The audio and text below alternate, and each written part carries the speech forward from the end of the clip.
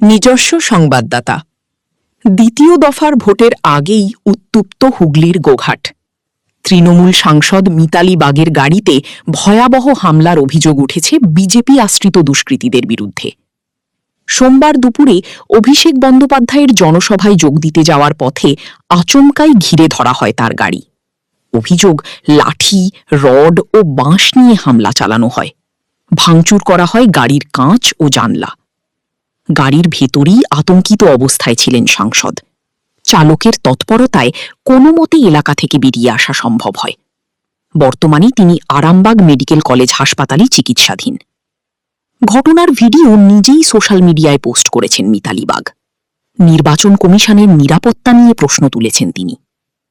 এই ঘটনায় তৃণমূল ও বিজেপির মধ্যে শুরু হয়েছে তীব্র রাজনৈতিক তরজা।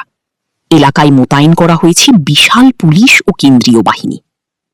ভোটের মুখে এই হামলা ঘিরে চরম উত্তেজনা ছড়িয়েছে গোঘাটে। আরও আপডেট পেতে সাবস্ক্রাইব করুন আমাদের চ্যানেল।